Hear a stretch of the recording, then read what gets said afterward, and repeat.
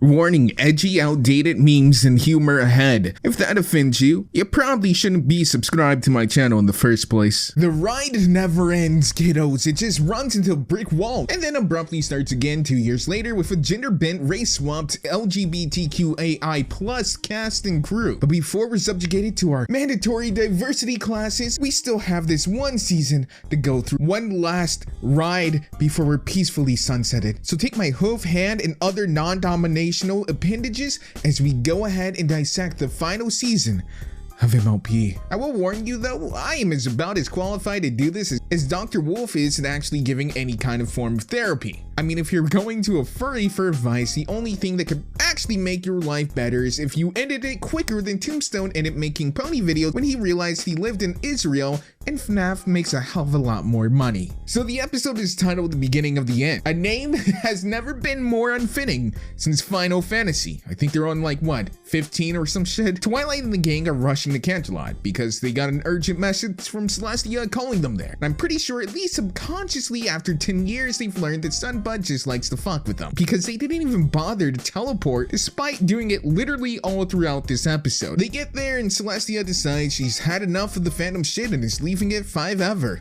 putting Twilight and her friends in charge, but mainly just Twilight.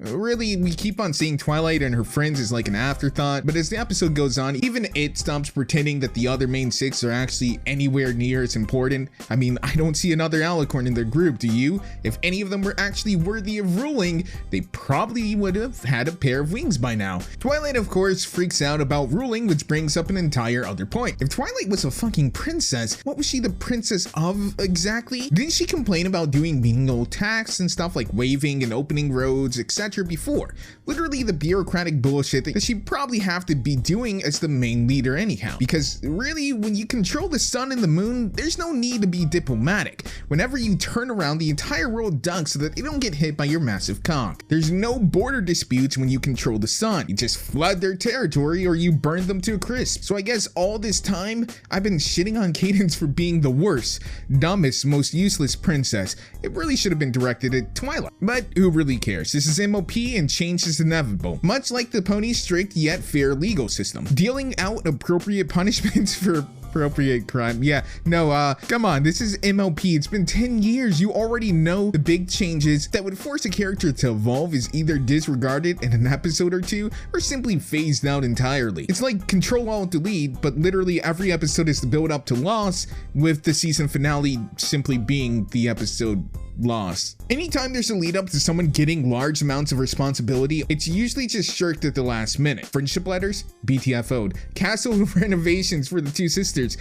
Get out of here. They made a couple of toys and then forgot about it. The journal? Are you kidding? They cared so little about that it became a mass seller without them even realizing it. The school? Well, the headmaster was completely right because they are abandoning it a year afterwards to become rulers. So they literally did abandon it every time an adventure came up, every time something else came up that was mildly important. They literally abandoned the school to spy on another school. And Twilight's owl?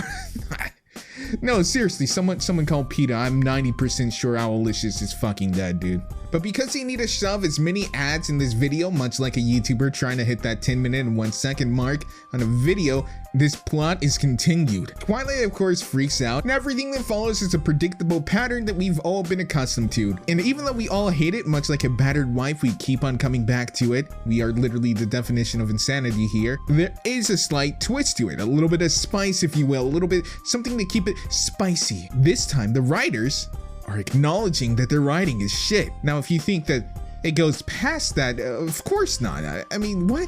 Actually changing the writing style to be less predictable and maybe having the characters grow over the past 10 years in a subtle yet very obvious way would have actually been a much more rewarding payoff. But let's just actually make some self-referential humors because references replace the need for good writing. That's how it works, right? You don't really need to write jokes or anything like that. Just reference something that someone else did 9 years ago. Oh yeah, there's also something about Twilight learning how to fight on her own, and Discord says, oh, you can't just use the elements of harmony. That's cheating.